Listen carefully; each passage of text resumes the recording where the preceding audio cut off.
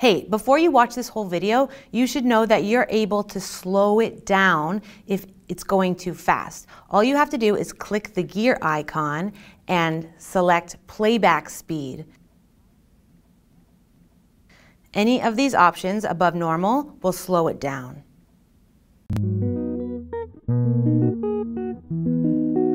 Hi, my name is Becky. Welcome to the Direct Message video tutorials.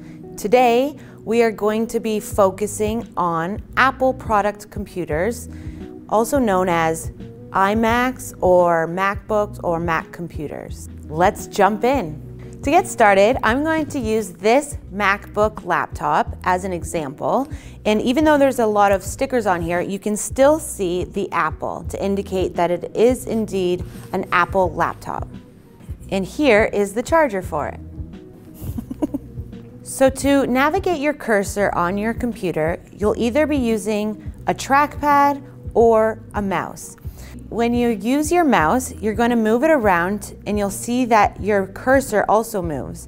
To select, you will click the left side of the mouse, and to bring up more options, you'll click the right side of the mouse. There's also a little wheel on the mouse that you can use to scroll. If you don't have a mouse, it means you likely have a trackpad right attached to your laptop. With the trackpad, you use your finger to navigate the cursor, and you can press down on the trackpad to click. On the trackpad, if you press down with one finger, that's equivalent to pressing the left side of the mouse.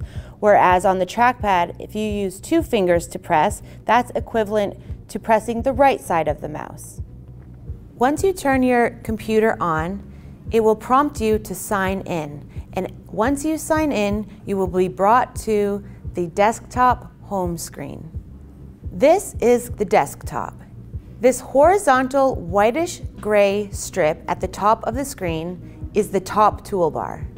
Right now it says QuickTime Player because that's the program we're using to record the screen. So don't worry about that.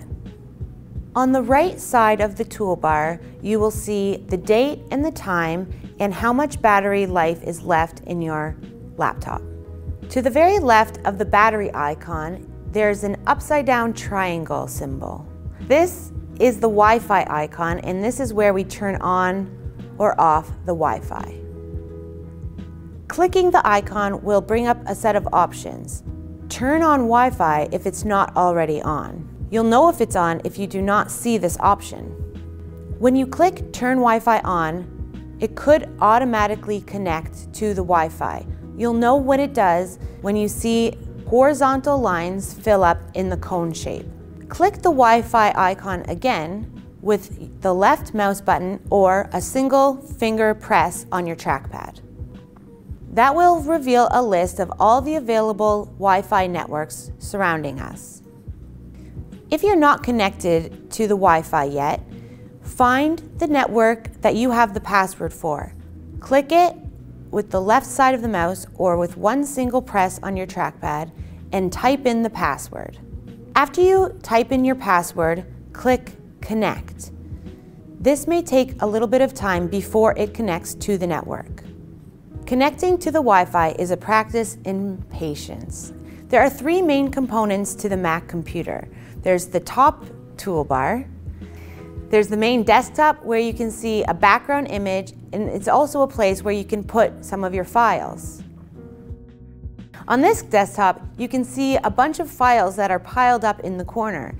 This is similar to my desk in real life, which is quite messy.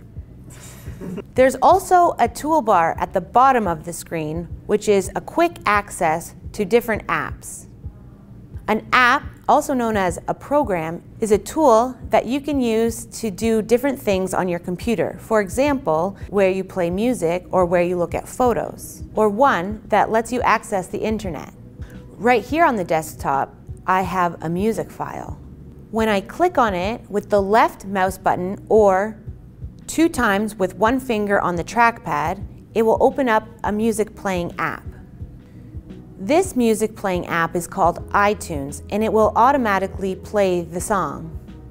So when you click on this, it opens up the app in a new window. Whenever an app opens up in a new window, we can close it or make it bigger or make it smaller. To do that, we just need to find the 3 circles that are located at the top left-hand corner of every application window. These circles are small and they're red, yellow, and green. The first circle is red, and when you click it, it closes the application. The second circle is yellow. If you click that, it minimizes it and sends it down to the bottom of the screen. The third circle is green, and when you click that, it either enlarges the application window to take over your whole screen, or it will shrink it to make it smaller. Watch as I click the yellow button. It's going to send the application window down to the bottom toolbar. This is the icon for iTunes. When we see it in the bottom toolbar, we'll notice a little black dot underneath. This means that the application is still open and running on the computer. That way you can listen to music while you do other things. Meanwhile, if you press the red button, it will close the application and the song will stop playing. But because I didn't close it and I just minimized it, you can see that the iTunes icon in the bottom toolbar has a little tiny black dot underneath it. This means that the program is still running. When we click on it, it will open again, allowing us to choose a new song. And when we click the green button with our mouse or with our finger on the trackpad, it will enlarge the iTunes window and fill the whole screen. This might be confusing or frightening because we don't see the red or yellow or green dots anymore. So how are we going to close this? There are a couple ways to do this. One, you could hit the escape button on your keyboard, which is the top left button on your keyboard, or you can bring the mouse to the top left of the screen and it will pop down the option to click the green button again. When you click the green button again, this will bring it back to normal. Now I want to show you how to do 3 things. 1, moving files around. 2, how to delete files. And 3, how to find files. Files can be anything: pictures, music, or even a Word document. In the middle of my desktop is this music file called Silent Hill 2 Walking. In order to bring up a list of options that we can do with this file, you're going to right-click with the mouse or use 2 fingers to click on your trackpad. This will prompt a list to appear of options that we can do to this file. Some examples are open, or move to trash, or copy. You can even color code by selecting one of the colors down here, just like you can do in real life. Let's say I want to delete this file and get rid of it. I select Move to Trash. In the bottom toolbar, we see this icon. It's a trash bin. This is where the deleted files go.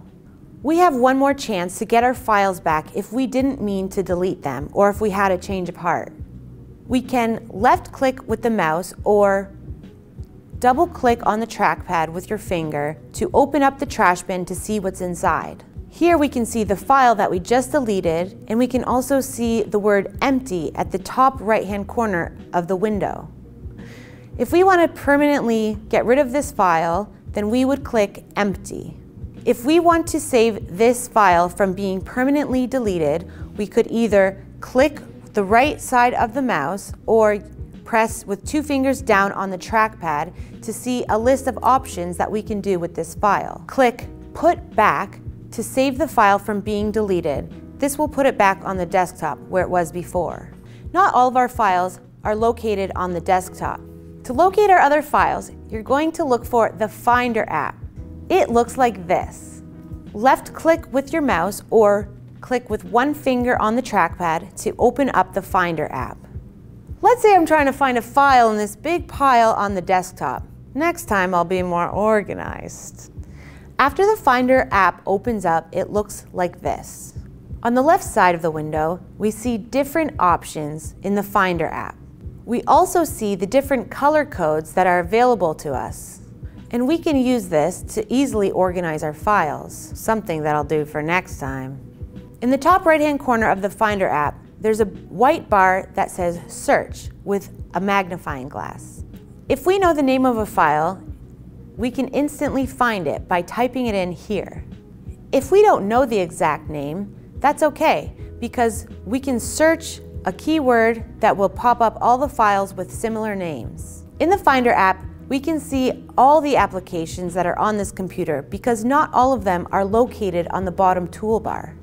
For instance, because the Calculator app is not on the bottom toolbar, you'll have to find it here. If you want to get more programs for your computer or more apps, you'll go to the App Store. The reason why the App Store is so great is because all of the apps found on there are trusted by Apple. Some of them are even free. It's important to know how to properly turn off your Apple or Mac computer. You do this by going to the top left-hand side of the screen and clicking or touching the Apple icon. This will prompt a drop-down menu where you'll see Shut Down as an option. Click that and say goodbye. That concludes today's episode on Mac computers. Click here to watch the next episode.